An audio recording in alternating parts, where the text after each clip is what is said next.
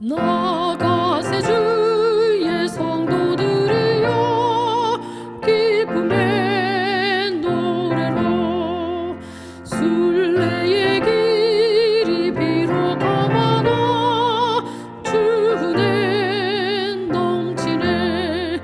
주 친히 인도하시니 다 그를 믿고 따르면 즐거운 넘쳐 흐르며 평안해 평안해.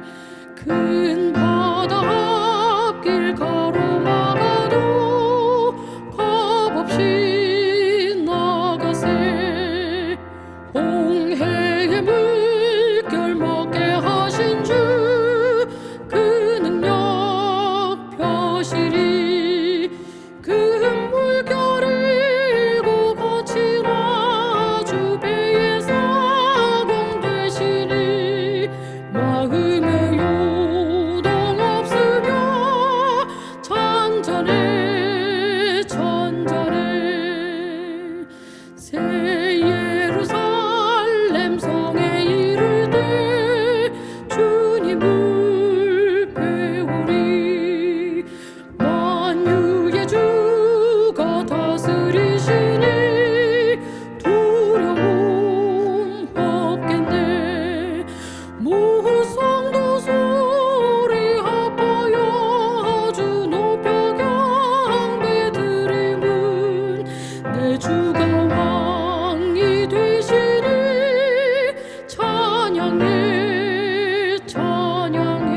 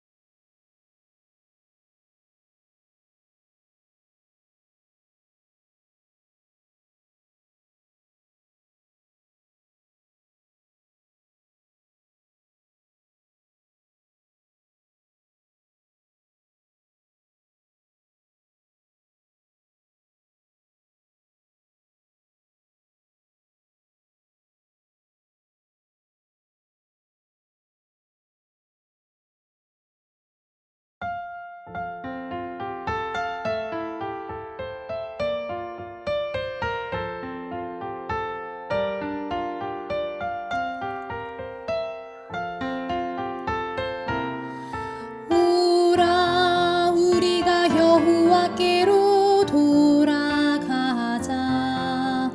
여호와께서 우리를 찢으셨으나 도로 낫게 하실 것이요 우리를 치셨으나 싸매어 주실 것임이라.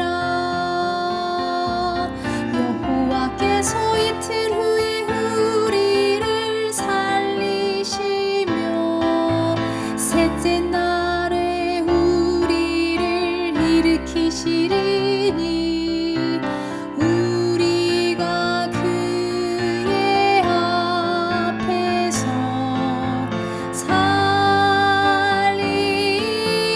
살리라. 그러므로 우리가 여호와를 알자. 여호와를 알자. 힘써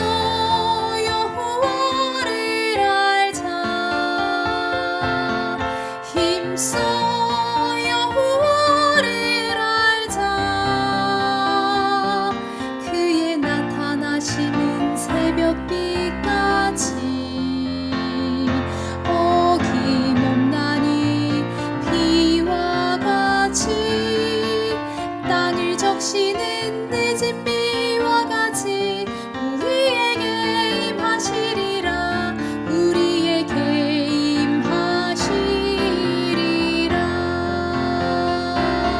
힘써 여호와를 알자 힘써 여호와를 알자 그의 나타나심은 새벽빛같이 어김없나니 비와 같이 땅을 적시는 늦은 비와 같이 우리에게 임하시리라 우리에게 임하시리라 호세아 6장 1절로 3절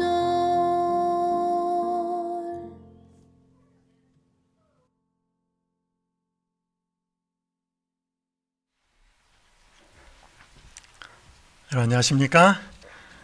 오늘 저는 역설의 신앙이라는 제목으로 두 번째 여행해 보도록 하겠습니다. 제가 좋아하는 김소월님의 시인의 먼 후일이라고 하는 시가 있습니다. 한번 좀 읽어드리겠습니다. 먼 훗날 당신이 찾으시면 그때의 내 말이 잊었노라. 당신이 속으로 나무라면 무척 그리다가 잊었노라. 그래도 당신이 나무라면 믿기지 않아서 잊었노라. 오늘도 어제도 아니 잊고 먼 훗날 그때에 잊었노라. 이 김소월 시인이 오산중학교에 다닐 때 썼다는 시입니다. 제목이 먼 훗날이라는 시에 잊었노라, 무척 그리다가 잊었노라, 믿기지 않아서 잊었노라 이런 표현들이 나와요. 여러분 이 표현들이 잊었단 말이에요? 절대로 못 잊는다는 말이에요. 여러분 시 좋아하십니까? 이 지금 잊었다, 무척 그리다가 잊었다, 믿기지 않아서 잊었다 이 표현이 절대로 잊지 못하는 그리움을 나타낸 말이에요. 왜 이렇게 표현하냐는 것이죠. 못 잊겠다 쓰지. 이게 이제 역설인 것입니다. 오늘 고린도후서 두 번째 주제 구절과 키워드는 고린도후서 6장 8절에서 10절이고 키워드는 역설입니다. 우리는 속이는 자 같으나 참되고 무명한 자 같으나 유명한 자요 죽은 자 같으나 보라 우리가 살아있고 징계를 받는 자 같으나 죽임을 당하지 아니하고 근심하는 자 같으나 항상 기뻐하고 가난한 자 같으나 많은 사람을 부요하게 하고 아무것도 없는 자 같으나 모든 것을 가진 자로다. 이 바울이 자기의 입장을 설명하고 있습니다. 이런 복음은 대단히 역설적이에요. 성경에 말합니다. 너 높고자 하느냐? 뭐라 그래? 낮아지라 그래. 네가 높고자 하면. 네가 살고자 하느냐? 그럼 뭐라 그래? 죽으라 그래. 부여하고자 하느냐? 그럼 뭐라 그래? 가난해지거나 나눠주라 그래. 그러니까 우리가 이성적으로 이해하고 있는 것과 반대로 이야기합니다. 왜 그렇게 이야기를 하는가? 역설이지요. 그러니까 여러분 성경에 역설적인 표현이 대단히 많습니다. 바울도 그렇게 표현하는 거예요. 우리는 속이는 자 같아서 저 사람들 속이는 사람들이야, 거짓말하는 사람들이야, 진실하지 않은 사람들이야 라고 평가를 받는데 그 사람들이 자세히 살펴보면 누구보다도 참된 거야. 무명한 사람, 정말로 아무런 유명한 게 없는데 하늘이 보고 있는 유명한 사람들이 아무것도 없는데 모든 걸 다 가지고 있는 사람들이 역설이죠. 이 역설은 논리적인 모순을 일으키는 논증이에요. 왜 이렇게 표현하고 있는가 하면 의미를 더 강조하기 위해서 이렇게 쓰고 있는 것입니다. 잊었노라, 무척 그리다가 잊었노라. 그 말은 죽어도 못 잊는다는 표현을 그렇게 쓰고 있는 것입니다. 오늘 저는 이 고린도후서 두 번째 시간으로 고린도전서를 보내고 난 다음에 근심하고 있는 바울이 디도를 통해서 그들이 뭔가 문제가 해결됐다는 소식을 들었지만 일부 신자들이 바울의 권위나 바울의 사도직을 의심하는 그런 것이 있었기 때문에 바울이 우리는 어떤 존재들이고 왜 이런 편지를 쓸 수밖에 없었는지를 설명하면서 특별히 자기의 사도직을 증명합니다. 근데 대단히 역설적이게 우리가 보통 방법이 아니고 다른 방법으로 자기의 사도직을 옹호합니다. 첫 번째가 뭐냐면 받은 고난으로 자격을 증명합니다.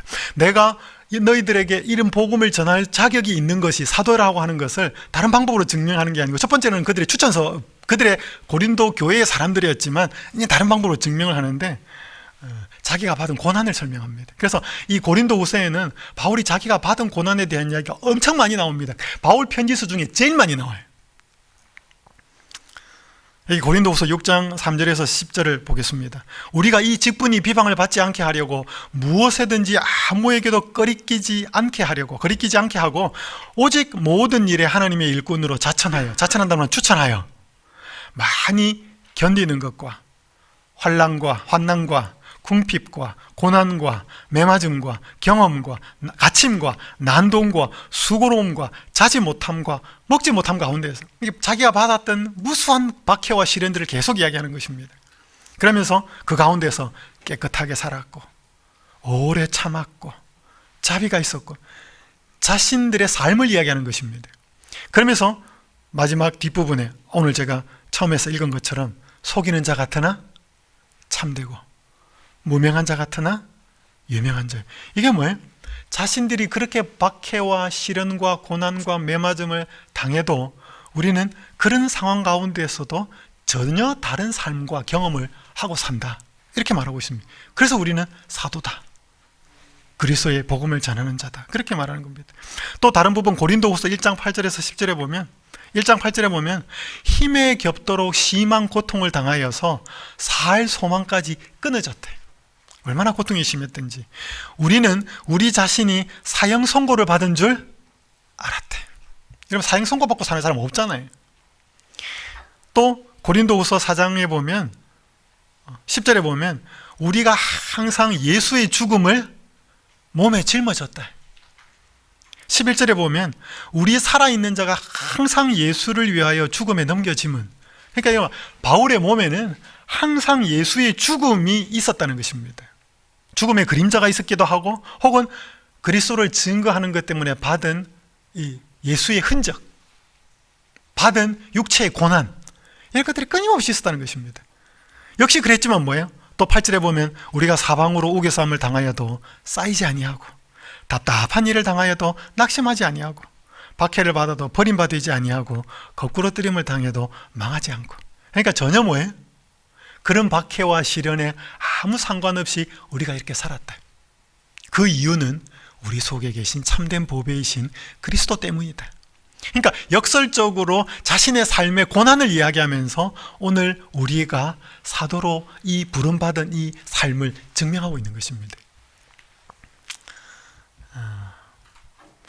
여러분, 우리는 어떤 사람이 되든지 간에 우리가 육적으로 성장하든 영적으로 성장하든 그것은 반드시 누군가 다른 사람의 희생과 섬김을 딛고 우리는 살아갑니다. 여러분, 이 조형물이 무엇을 보여주는 것 같습니까? 한 사람은 엄마예요. 한 사람은 아빠고 중간에 있는 사람은 아이예요. 이 엄마 아빠의 몸에서 구멍이 뻥뻥 뚫렸습니다. 그리고 그 구멍에서 뚫린 것으로 아이가 구성되고 있어요. 이 작가가 뭘 보여주고자 하는 것이었을까요? 자식은 엄마 아빠의 희생을 통해서, 거기에서 빠져나간 것을 통해서 뭐예요? 자식이 구성되고 자란다는 것을 보여주는 거예요. 여러분, 자녀뿐만 아닙니다. 모든 사람은 뭐예요? 누군가의 희생을 통해서, 누군가의 고난을 통해서 그 사람이 겪은 아픔과 해산의 수고를, 우리 태어날 때부터 그랬잖아요. 여러분, 태어날 때부터 우리는 엄마의 해산의 고통을 주고 태어나는 거죠. 그러면서 엄마, 아빠, 주변의 사람들이 키워주고, 육적으로 성장하는 것도 마찬가지고 영적으로. 왜 바울이 복음을 전하면서, 물론 이 사탄이 그렇게 반대를 했겠죠. 그러나 이것이 바로 해산의 수고죠. 이 해산의 수고가 고린도 교회에 혹은 다른 복음을 전하는 교회의 성도들에게 미끄럼이 되어서 그들이 성장하고 자란다는, 그렇게 예수를 안다는 거죠, 그 사람들이. 근데 이것은 곧 예수 그리스도의 희생을 보여주는 것입니다. 그분이 대신 희생당하심으로 우리를 회복시키는 거죠. 제가 우연한 기회에 이 아브라함 링컨과 관련된 한 스토리를 알고서 참 가슴이 먹먹했던 때가 있었습니다. 아마 여러분 들어보셨을 수도 있습니다. 1865년에 아브라함 링컨이 남북전쟁이 끝난 지 며칠 뒤에 존 부스라고 하는 사람이 총에 맞아가지고 그 다음날 사망을 합니다. 워싱턴 DC에 있는 한 극장에서. 그때 그 기병대의 추격에 의해서 그 총을 쏜 사람은 사살이 돼요. 그러다 이제 후에 수사를 하면서 대통령 암살에 가담했던 7명이 체포가 됩니다. 6명이 남자였고 1명이 여자였어요.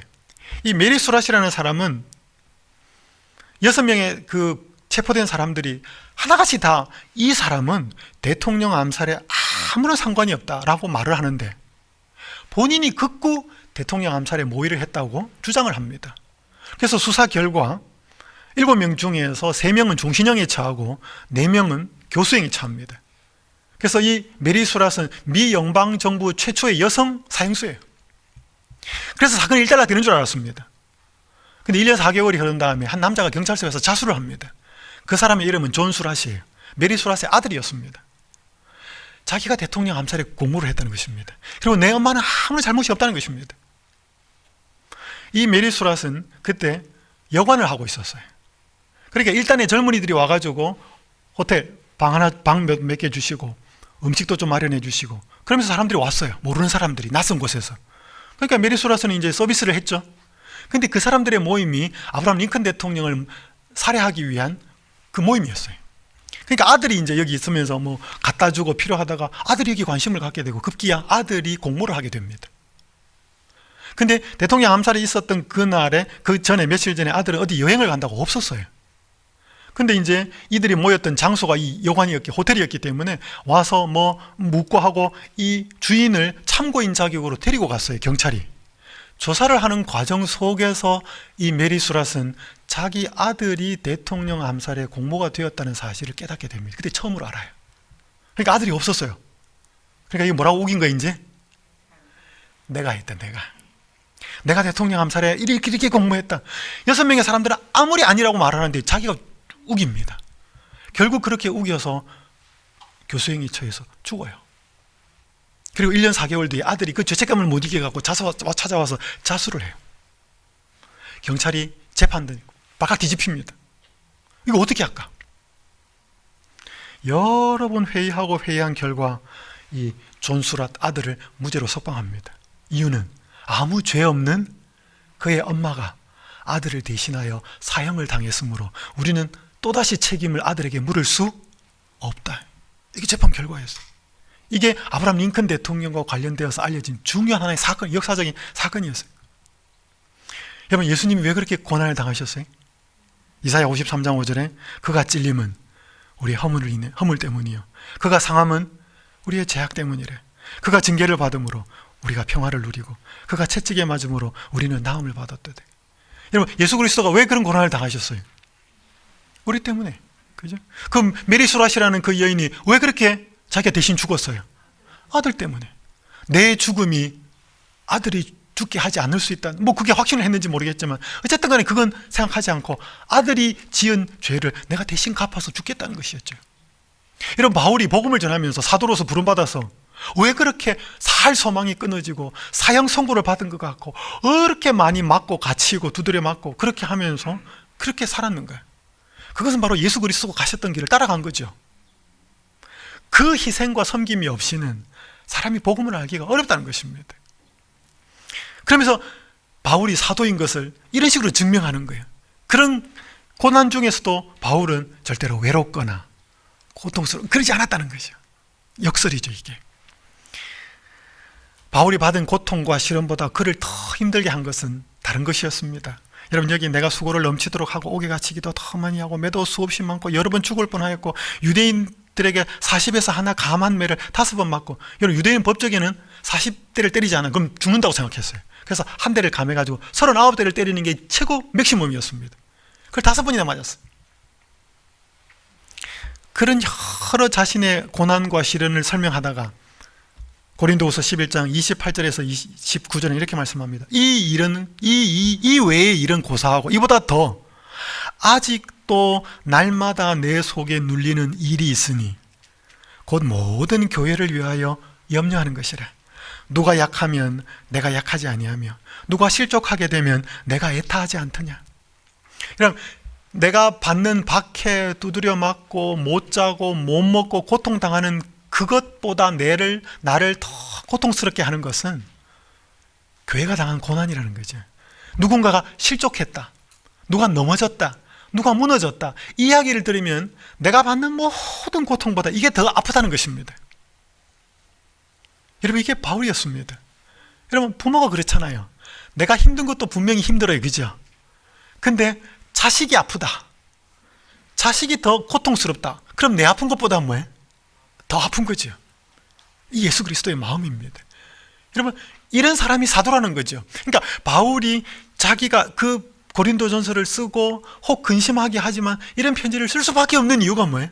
너희가 지금 자라지 못하고 영적으로 성장하지 못하고 어린아이처럼 되어가지고 하나님과 화목이 깨어지고 있는 상태에서 내가 어떻게 이 편지를 안 쓸 수 있냐 이 말이에요. 나보고 사도인가 맞는지 안 맞는지를 묻는데 너희가 첫 번째는 내 추천서고 내 이 삶이 내가 사도라는 것을 증명한다는 것입니다. 내 가장 큰 관심사와 아픔은 바로 여러분들이 잘못되는 거, 그게 제일 아프다는 것입니다. 이건 예수 그리스도의 마음이에요. 한 우리 여집사님이 한 글을 썼어요. 제가 참 가슴에 와닿았습니다. 이 목자의 마음이게 하소서. 선한 목자 대신 예수님을 생각하면서 주의 종들이 어떤 목자가 되어야 되는지를 쓴 거예요. 목사님들을 보고 한 이야기로 저는 느껴졌어요. 한 여집사님이 쓴 글입니다. 들에서 양을 치는 목자의 마음이게 하소서. 이름 불러가며 쓰다듬는 친절이게 하소서. 행여 넘어질까 눈길 못 대는 정성이게 하소서. 못된 짐승 다가올까 지켜서는 조바심이게 하소서. 비록 고운 깃털도 강한 뿔도 없어 볼품 없는 양일망정 두 팔로 끌어안고 온몸으로 반기는 흥분이게 하소서. 한 마리 양을 잃은 그 목자의 마음이게 하소서. 불러도 대답 없는 양을 위해 즐겁게 찾아가는 걸음이게 하소서. 외진 바위 틈에서 우는 양을 향해 손 내미는 따뜻함이게 하소서. 불빛 밝혀들고 찾느라 부산 떠는 열심이게 하소서. 울 안에서 내돌리는 양을 위하여, 울 밖에서 내돌리는 양을 위하여, 기가 죽어 말 못하는 양을 위하여, 두려움에 움츠리는 양을 위하여, 성가시다 외면 않고 기쁘게 다가가는 그 마음으로, 가시 돋친 양을 안고 아파하는 그 마음으로, 가시 찔린 양을 안고 함께 우는 그 마음으로, 잃었던 양 찾아 안고 미소 짓는 그 마음으로, 맡겨주신 양을 위해 아무도 못 말리는 사랑이게 하소서. 지칠 줄 모르는 부지런이게 하소서.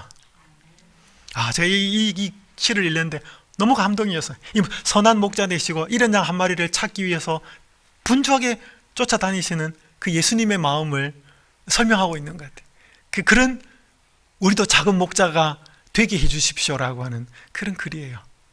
여러분, 양은 목자가 없으면 생존할 수가 없습니다. 이 바울이 이 고린도 교회의 편지를 쓰면서 두 번째 그 고린도후서를 쓰면서 내가 사도로서 그러한 역할을 감당할 수밖에 없는 이유를 설명하는데 가장 많이 설명하고 있는 것이 자기가 받은 고난을 설명하고 있는 것입니다. 대단히 아이러니합니다. 그런 고난 속에서도 뭐예요? 여전히 평화가 있고 여전히 마음에 기쁨이 있고 그 역설적인 삶을 사는 자기의 모습을 설명을 많이 하고 있습니다. 자, 첫 번째는 고난으로서 자기가 사도로 부름받은 자격이 있다는 것을 증명합니다. 두 번째는 고난 중에 바울이 자기가 받은 위로를 통해서 오히려 고난을 겪고 있는 사람을 위로하는 일을 합니다. 여기 고린도후서 1장에 보면 여러분 많이 나오는 단어를 한번 보십시오. 환난, 고난, 그 다음에 위로, 이 말 되게 많이 나와요. 제가 고린도 후서 1장 4절을 읽습니다. 우리의 모든 환난 중에서 우리를 위로하사 우리로 하여금 하나님께 받는 위로로서 모든 환난 중에 있는 자들을 능히 위로하게 하시는 이시로다. 여러분, 이 고린도 후서에 위로 명사로서 혹은 위로하다 혹은 권면하다라고 번역되어 있는 단어가 27번 나옵니다. 27번 나오는데 그 중에 9번이 고린도 후서 1장에 나옵니다.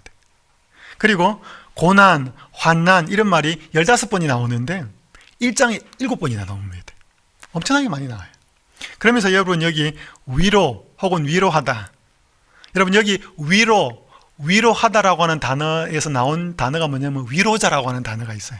그 위로자라는 단어 여러분 한 번쯤 들어보셨을 겁니다. 그 유명한 단어 보혜사 혹은 대언자, 이 헬라어로는 파라클레토스라고 하는 단어입니다. 이게 파라칼레오라고 하는 단어에서 나오는, 뭐 그런 거 원어를 모르셔도 좋습니다. 하여간 이 파라칼레오라고 하는 단어는 뭐냐면 파라가 뭐뭐 곁에예요. 칼레오라는 부르다는 단어입니다. 그러니까 누구 곁에 오도록 부르심을 받은 자가 파라칼레오예요. 그 와가지고 뭐 하는가? 위로하고 권고하고 격려하고, 그렇게 곁에 와서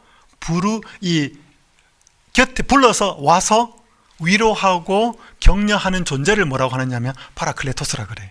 이 파라클레토스가 성경에 몇 번 번역이 되어 있는데 이게 다 누구에게 쓰는 단어인가 하면 성령에게 써요.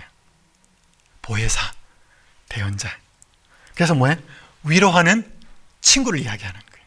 위로를 주는 존재를 이야기하는 거예요. 자기 그런 존재가 되었다는 것입니다. 뭐야? 자기가 받은 고난 때문에 위로하는 존재가 되었다는 것입니다. 여러분이 고난은 싫죠? 고난 받는 거 좋아하는 사람 없습니다. 근데 우리는 이 고난이 반드시 하나님이 필요하기 때문에 허락해요. 근데 우리가 받는 고난이 우리를 하나님께 더 가까이 나가기도 하고요, 내가 아무런 잘못이 없는데 까닭 없는 고난을 당한다면 그건 반드시 구속사적인 목적이 있습니다. 대표적인 인물이 성경에 많지만 침례 요한이에요. 여러분 침례 요한이 그렇게 젊은 시절에 죽었잖아요. 살아있었으면 그 초기 교회를 위해서 얼마나 많은 헌신을 했겠습니까? 근데 하나님은 그를 잠들게 해요. 여기 시대의 소망 224쪽 이렇게 말씀합니다. 후년에 감옥에서 죽음을 당할 수많은 사람을 위하여 요한은 순교의 잔을 마셔야 하였다. 예수님을 따르는 자들이 외로운 옥중에서 신음하고 칼이나 고문대나 화형주에서 죽임을 당하여 겉으로는 하나님과 사람에게 버림을 받은 것처럼 보일 때에 그리스도께서 친히 그의 충성됨을 증거하셨던 침례 요한도 그와 유사한 경험을 겪었다는 생각에 그들의 마음이 얼마나 든든함을 느낄 것인가. 여러분 하나님이 왜 침례 요한을 살려내지 않으셨는가 하면, 교회가 복음이 전하되면서 수많은 순교자가 나올 것인데 하나님이 그 사람들을 다 살려내지 않으셨다 이 말이죠. 그 사람들이 버림받지 않았다는 것을 뭐예요? 샘플로 먼저 그 길을 간 사람 하나를 두신 거예요. 예수님이 이 침례 요한이 여자가 낳은 자 중에 이보다 큰 사람이 없다 라고 인정했거든요. 그러니까 버림받은 사람이 아니었거든요. 그러니까 우리가 하나님께서 기적적인 방법으로 우리를 살려내지 않을지라도 누구를 보고? 침례 요한을 보고 위로를 받을 것이었다는 것입니다. 그러니까 여러분 때때로 누군가가 그리스도 안에서 진실하게 사는 사람이 고난을 당한다면 그 고난은요 반드시 구속사적인 목적이 있습니다. 하나님은 이 침례 요한이 당한 고난을 가지고 뭐예요? 수많은 사람이 위로를 받게 하신 거예요. 바울이 그랬다는 거예요. 바울이 자기가 당한 그 고난으로 고난 중에 있는 사람들을 위로할 수 있게 되었다는 것이죠. 이런 마찬가지입니다. 우리는 하나님이 주시는, 하나님이 허락하시는 고난의 의미를 좀 깊이 살펴볼 필요가 있습니다. 이 캐서린 우드라고 하는 이 1936년에 중앙에 있는 한 아가씨인데 옆에 있는 이 피터 마샬이라고 하는 아주 장래가 촉망받는 목사와 결혼해서 사모가 됩니다. 이 피터 마샬은 11년 뒤에 미국의 상원 원목이 됩니다. 여러분 베리 블랙 목사님 아시죠? 지금 미국의 상원 원목인 것처럼 모든 채플린 중에서 가장 높은 데 있는 그 상원 원목이 베리 블랙 목사님이고, 이분도 그 전에 그렇게 되었는데 이 남편이 사역의 정점에 있을 때 심장마비로 세상을 떠납니다. 그때 나이가 47살이었어요. 이 아내는 띠동갑이었던 것 같아요. 35살이었습니다. 그러니까 35살에 과부가 된 거죠. 너무 힘들었습니다. 근데 그녀의 슬픔은 그렇게 오래 가지 않았습니다. 이게 이제 미국 의회, 국회이기 때문에 이 미국 의회에서 발행하는 이런 그런 뭐 잡지라 그럴까요? 뭐 회보 같은 거, 거기에 이 캐서린 마샬이죠. 자기가 그 남편을 잃고 났을 때 상황을 글로 하나를 써요. 제가 읽었는데 너무 감동적이에요. 그 중에 한 부분이 이렇게 되어 있습니다. 한때 나는 남편 없이는 살 가치가 있다고 생각하지 않았습니다. 남편이 너무 사랑했기 때문에, 남편이 없는 세상은 생각할 수도 없었기 때문에. 그러나 나는 오늘 내가 깊고 만족스러운 만족감으로 참으로 행복하다는 것을 증명할 수 있습니다. 그 행복은 결코 피터를, 남편입니다, 피터를 모욕하는 것이 아닙니다. 내가 누리는 행복은 그가 누리던 행복과 똑같습니다. 여러분, 남편이 죽었는데 내가 행복하다 그러니까 뭐예요? 어떻게 보면 저 남편을 모욕하나? 그런 말을 한 것 같은데 그게 아니고 뭐예요? 나를 행복하게 하는 이 행복은 위로부터 오는 행복이기 때문에 그리스도가 주는 행복이고, 내가 누리는 이 행복은 내 남편이 그리스도와 살아있는 관계를 누렸을 때 그 행복이기 때문에 결코 이 행복하다고 말하는 것은 남편을 모욕하는 것이 아닙니다. 그러니까 뭐예요? 내가 남편하고 살 때는 남편의 사랑을 많이 받으면 이 남편 없으면 내 인생은 정말로 아무것도 아닐 것 같아, 절대로 살 가치가 없는 것 같아, 그렇게 했는데 뭐예요? 막상 떠났어. 너무 한때 힘들었습니다. 근데 그 자리를 누가 채운 거예요? 영원히 떠나지 않는 남편이 그 자리를 채운 거예요. 그러니까 뭐라고 고백하는가 하면 참으로 만족하다고, 참으로 행복하다고 증명할 수 있습니다. 위로 속에서 위로하시는 누구를 만난 거예요? 그리스도를 만난 거죠. 그녀가 자기도 몰랐던, 남편이 떠나고 난 다음에 자기에게 글 쓰는 재주가 있다는 것을 깨닫게 돼요. 그러면서 공부를 더 합니다. 그리고 대단히 유명한 작가가 돼요. 그래서 이 캐서린 마샬이라고 하는 유명한 작가예요. 이 사람이 그의 글을 통해서 수많은 사람을 그리스도께로 인도합니다. 그게 뭐예요? 한때 남편을 잃은 상실로 인해서 아픔이 컸지만 그리스도로부터 받은 위로가 뭐예요? 다른 사람을 위로하는 쓰임이 되는 거죠. 그래서 바울이 고백합니다. 내가 받은 모든 고난으로 하나님께서는 그 고난 중에 위로하셨고, 내가 받는 위로로서 환난 중에, 고난 중에 있는 사람들을 위로하게 하셨다. 근데 진정한 위로자는 파라클레토스, 나를 가까이 와서 찾아와서 위로하셨던 보혜사, 대언자, 그 그리스도의 위로를 경험했다는 거죠. 그리고 나서 위로자가 되었다라고. 그래서 내가 이 편지를 너에게 쓰는 이유가 뭐야? 너희가 지금 고난을 당하고 있고 문제가 있고 한데 내가 받은 위로가 있어서, 내가 받은 고난이 있어 너에게 이 편지 쓴다 이 말이에요.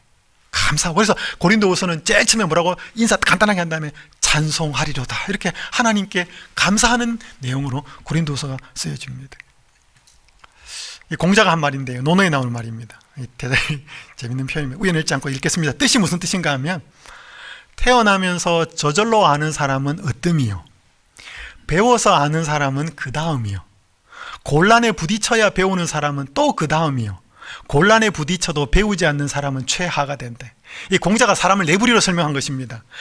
태어나면서부터 여러분 어떤 사물의 이치나 어떤 것들을 저절로 아는 사람이 최고다는 것입니다. 근데 이런 사람이 몇 대겠어요? 그 다음에 두 번째는 뭐예요? 편안하고 어려움이 없을 때 배워서 아는 사람이 이 두 번째.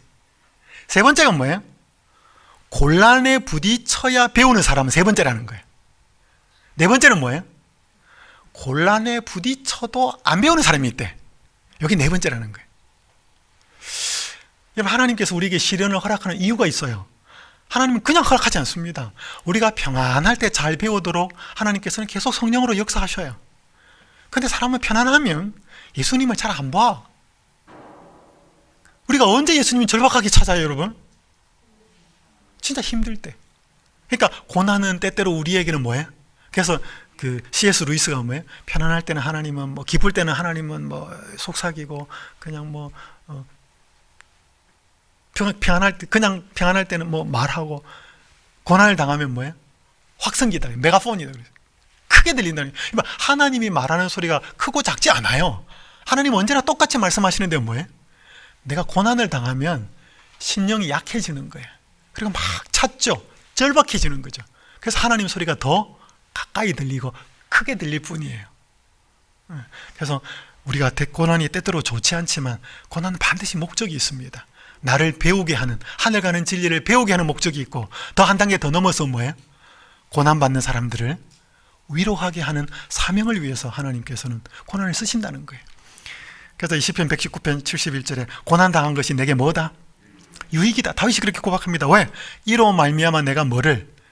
주의 율례들을 배우게 되었나이다. 고난 안 당했으면 못 배울 것을 공자로 말하면 이 세 번째예요.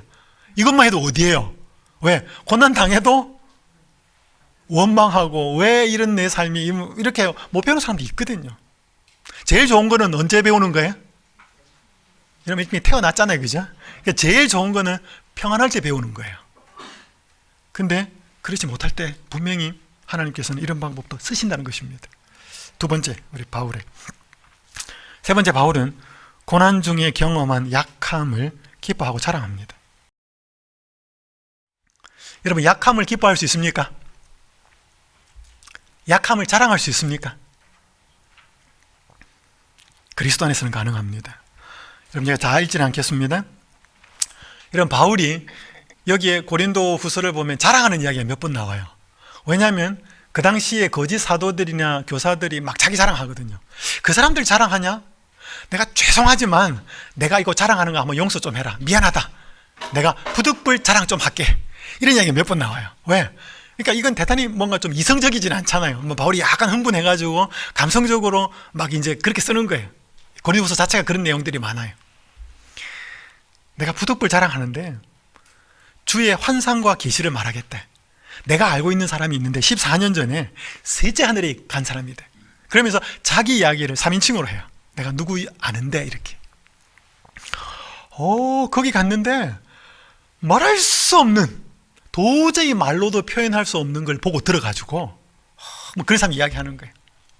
근데 이게 결국 자기 이야기예요. 여러분, 사람들 자랑 많이 했습니다. 바울 당시에. 그럼 바울이 정말로 자랑할 게 많았어요? 바울 진짜 자랑할 게 많았어요. 뭐 공부한 것부터 뭐예요? 다메섹 가는 길에 예수님 직접 소리 듣고 만난 것부터 시작해가지고 뭐예요? 그가 뿌린 씨앗들의 복음의 열매가 맺힌 것들을 하고 이야기하면 이 자랑할 거 얼마나 많았겠습니까?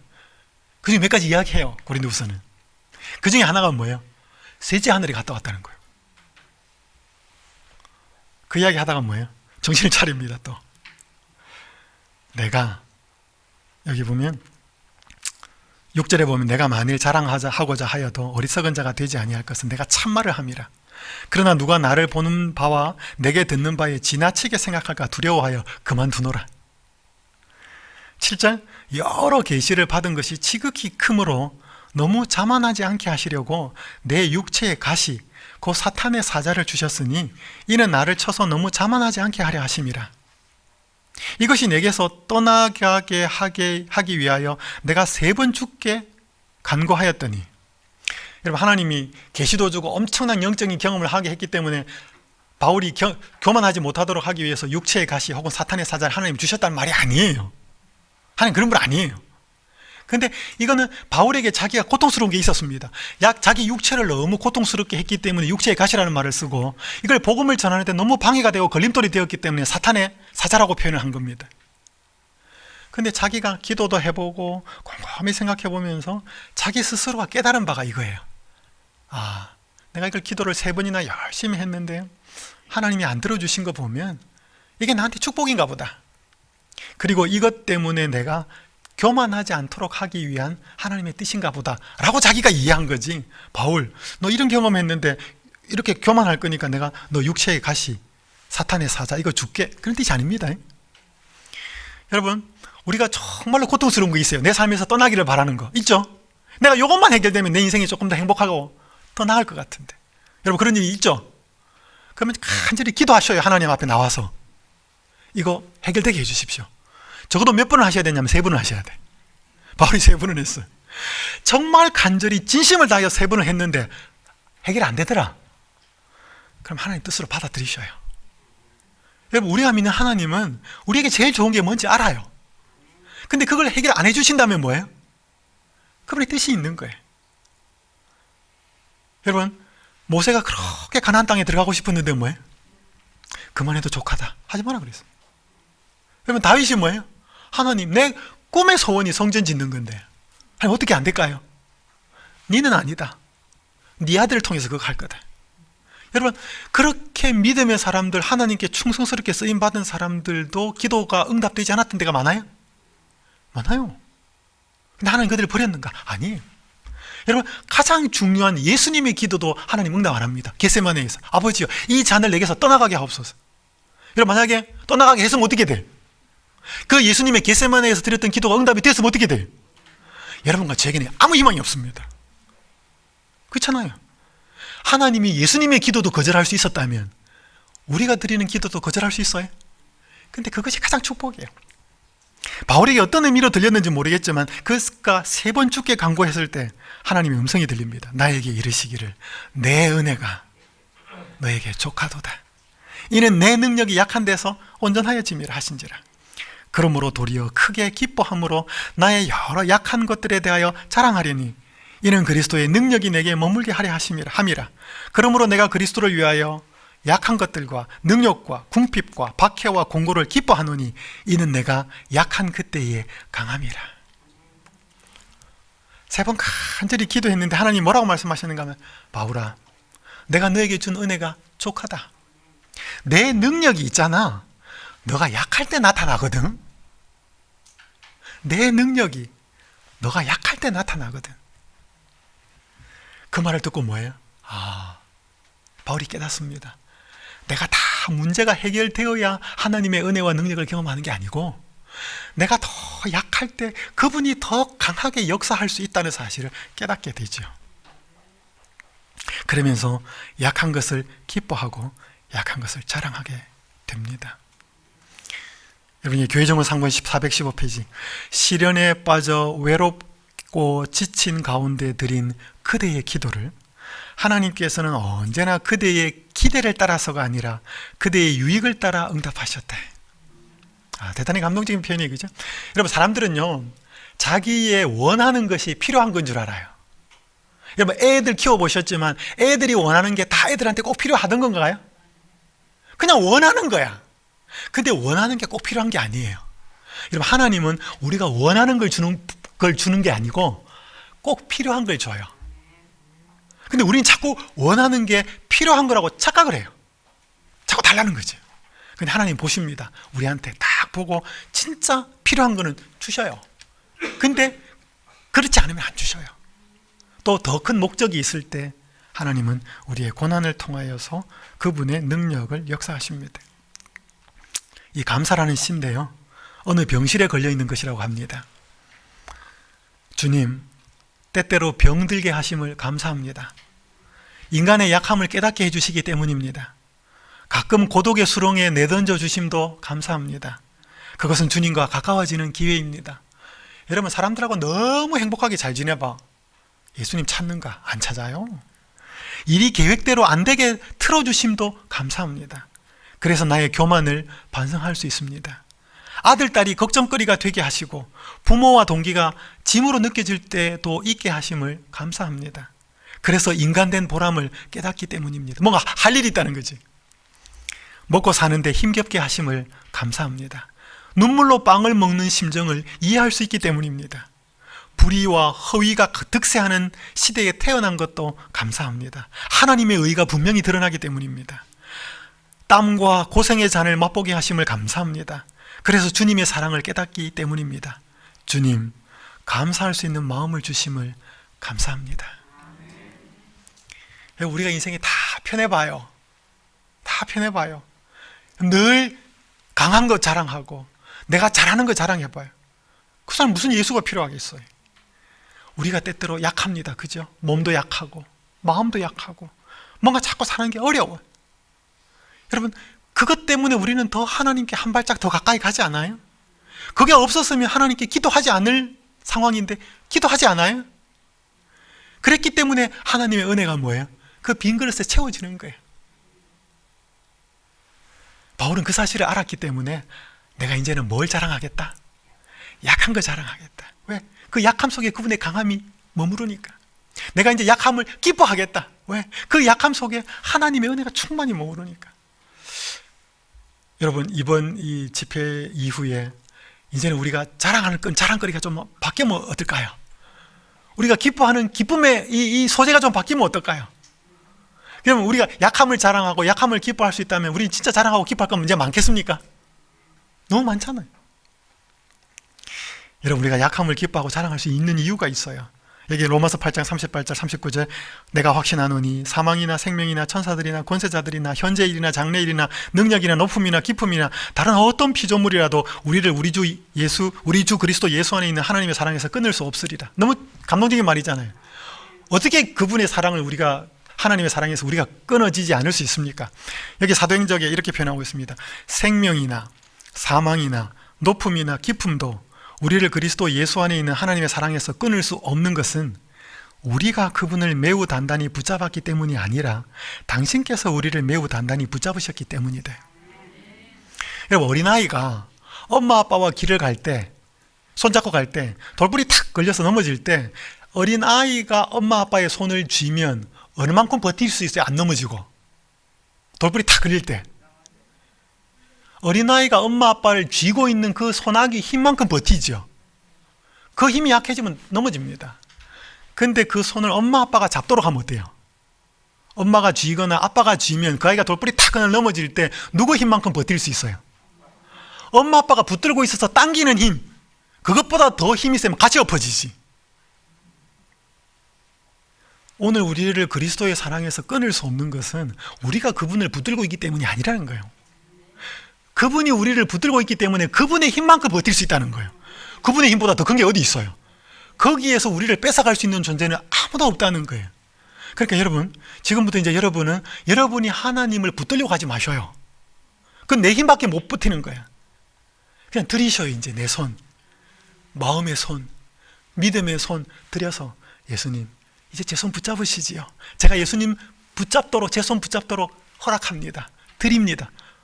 우리가 허락하지 않으면 그분은 내 손을 못 쥐어요. 그렇게 딱 쥐면 누구만큼 버티는 거예요? 하나님의 힘만큼 버티기 때문에 우리는 넘어지지 않는다는 거예요. 그렇기 때문에 이 로마서 8장 38절 39절은 은혜가 있는 말씀이고, 그런 약함이 뭐예요? 우리에겐 자랑이 되고 기쁨이 된다는 것입니다. 제가 이제 마무리하겠습니다. 적용. 그래서 우리는 이 고난을요, 여러분, 바울이 고난 엄청나게 당했잖아요. 그 고난을 그냥 육의 시선으로 바라보면 불평과 불만밖에 안 됩니다. 이 바울은 자기가 왜 고난을 당하는지를 영적으로 이해할 수 있었습니다. 해산의 고통.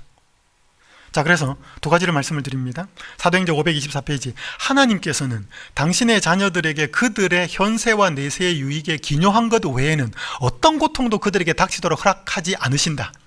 믿으십니까? 믿을 수 있기를 간절히 바랍니다. 하나님은 현재 이 땅에서뿐 아니라 내세에서 영원한 삶에서도 유익에 정말로 필요한 것 외에는 어떤 고통도 우리에게 허락하지 않습니다. 그럼 이제 고통과 시련이 닥치면 내가 잘못했던, 내가 잘못하지 않은 상황에서 발생하는 어떤 고통도 닥치면, 이 땅에 살아가는 나한테, 그리고 새하늘과 새 땅에 살게 되는데 분명히 유익한 것 있어서 이렇게 허락하셨다라고 생각하시면 100% 맞습니다. 두 번째, 우리의 높은 부르심이라고 하는 책에 보면 우리의 하늘 아버지께서는 믿는 자들에게 이르러오는 시험을 당신께서 허용하시기 전에 모든 시련들을 재어보시고 달아보신대. 이 하나님은 저울 하나 갖고 계셔요. 제 어린아이, 큰아이가 자동차를 어릴 때 좋아했어요. 그래서 제 집사람이 쉑 가방을 하나 만들어줬어요. 그 가방을 만들어줘서 이 아이가 놀러를 갈 때 가방을 메고 나갔습니다. 근데 자기가 좋아하는 자동차를 이렇게 넣어서 갖고 다녔어요.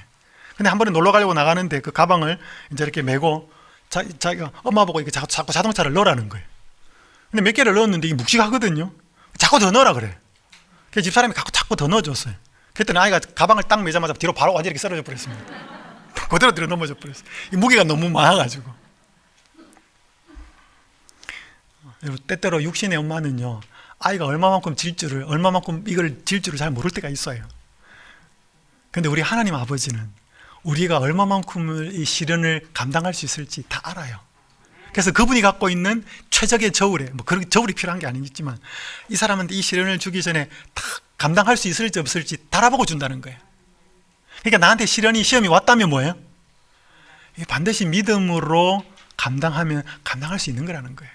여러분, 우리가 이렇게 시련이, 고통이 내세와 현세의 유익이 되고 우리를 다 감당할 수 있는 거라고 달아보고 주신다는 시각으로 바라볼 때 이제는 다른 생각이 들게 됩니다. 아까 바울이 하나도 없었는데 다 가지게 됐다 그래요.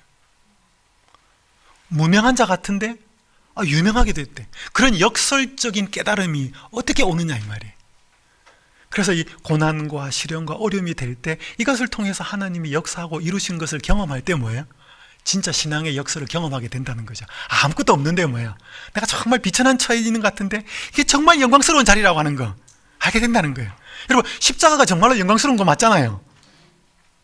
근데 그 당시에 보여지는 십자가는 정말 비참한 거거든요. 그래서 내가 그렇게 낮은 데 처해지는 상황이 된다 할지라도 이게 진짜 영광스러운 자리라는 것을 믿음의 눈으로, 영적인 시각으로 볼 수 있다는 거예요. 이 고난을 그리스도의 시각으로 볼 수 있다면. 그래서 저는 고린도후서를 이제 여러분과 함께 2시간에 의해서 여행을 했습니다. 이제 여러분이 스스로 한번 여행을 떠나보시기를 바랍니다. 학습형 미션을 드리겠습니다. 고린도후서를 읽으면서 하나님과 사람 사이를 화목하게 하려고 애썼던 사도 바울이 언급했던 정체성, 예를 들어서 우리는 뭐뭐다 있죠. 아까 제가 편지다, 편지는 너희고, 향기다, 질그릇을 다 보배가 담긴 질그릇이다, 뭐 사자다, 대사다, 사신이다, 더 있어요. 한번 찾아보십시오. 두 번째, 고린도후서를 읽으면서 바울이 당했던 고난을 통해서 예수님이 우리를 위해서 당하신 고난을 한번 묵상해 보면 좋겠습니다. 바울이 당한 고난이 엄청나게 많아요. 제가 다 읽었습니다. 이사야 53장을 참조하면 좋겠습니다. 학습형 미션입니다. 생활형 미션입니다. 신자든 비신자든 하나님과 불화한 사람을 기도하면서 한 사람 좀 찾아보십시오. 가족일 수도 있고 친구일 수도 있고, 그 불화한 사람을 찾아가지고 그 사람이 하나님과 화목할 수 있도록 도와주면 좋겠습니다. 먼저 다짜고짜 예수 믿어라, 너 안 그러면 멸망받아, 그렇게 하지 말고, 친구야, 어떻게 잘 지내니? 문자 메시지도 보내고, 좋은 선물이 있으면 조그만 것 하나도 보내고, 먼저 친구가 되십시오. 그래서 그 사람하고 친구가 되셔서 그 사람이 하나님과 친구가 될 수 있도록, 그런 분 찾아보면 있겠죠? 그거 한번 실천해 보자는 거예요. 하나님과 화목하게 하는 일. 두 번째, 자신의 가장 연약한 부분, 약점이 있잖아요. 저도 많아요. 그 약점을 하나님께 탁 내어놓고, 하나님, 제가 성질 잘 내는 거 약점입니다. 저는 돈에 좀 약합니다. 뭔가 자꾸 자기 가장 약한 약점을 하나님께 내어놓고 거기에 하나님이 역사할 수 있도록, 그래서 하나님이 역사하셔서 그 내 약점이 가장 하나님께서 역사하는 통로가 되도록, 그래서 나도 나중에 간증을 뭐예요, 이게 제일 제가 약한 거였는데요, 제가 이제는 하나님이 그 역사하는 경험을 보니까 저 이거 약한 거 자랑할래요, 내가 약한 것 때문에 기뻐할래요 라고 하는 바울의 고백을 우리도 한번 해보자는 거지. 그래서 이 생활형 미션, 학습형 미션을 또 하면서 고린도후서를 개인적으로 경험하고 읽고 또 생활로 실천하면서 진정으로 하나님이 주시는 말씀 속에서의 축복을 경험하게 되시기를 간절히 바라면서 고린도후서 여행을 마치도록 하겠습니다.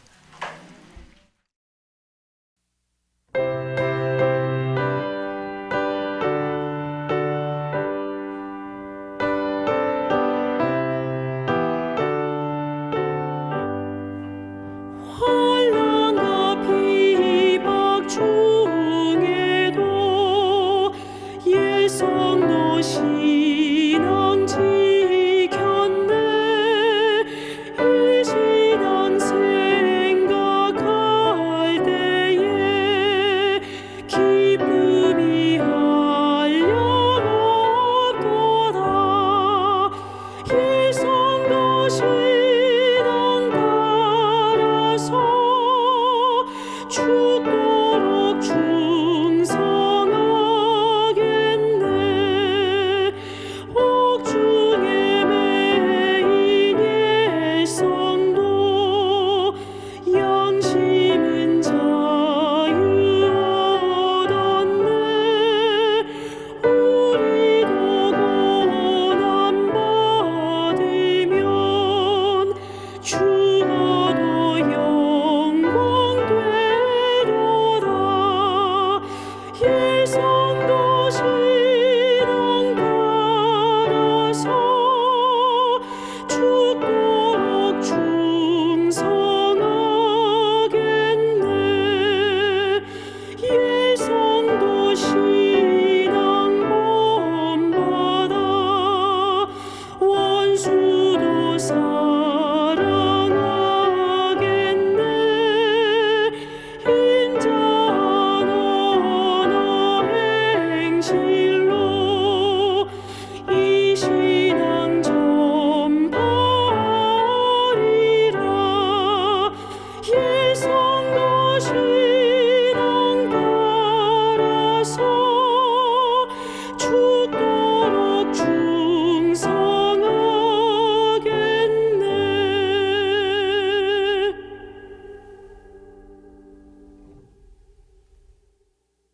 제가 이제 기도하겠습니다. 하늘에 계신 아버지 하나님, 세상이 보는 그리스도인의 모습은 참 아이러니합니다. 역설적입니다. 그런데 바울의 경험을 통하여서 고난을 당했지만 평화를 누리고 모든 것을 다 빼앗겼지만 모든 것을 소유하는 그러한 경험을 통하여서 하늘의 축복을 경험한 바울의 모습을 보면서 아버지 하나님, 저희도 이런 역사를 경험하기 원합니다. 그러나 시련과 고난이 많아서 쉽지 않습니다. 다시 한번 이 고난과 시련을 믿음의 시각으로 영적인 눈으로 볼 수 있도록 축복하여 주시옵소서. 그래서 우리의 가장 약함에 하나님의 능력이 임할 수 있고 그 약함이 하나님께서 우리를 사용하시는 도구가 될 수 있는 통로임을 기억하여서 우리도 바울처럼 강함이 아니라 약함을, 우리가 가진 것이 아니라 가난한 것을, 건강함이 아니라 병든 것을 오히려 자랑할 줄 아는 신앙에 더 한층 성숙한 모습의 신앙인이 되도록 축복하여 주시옵소서. 우리를 그렇게 만들어 주실 예수님의 이름으로 간절히 기도드리옵나이다. 아멘.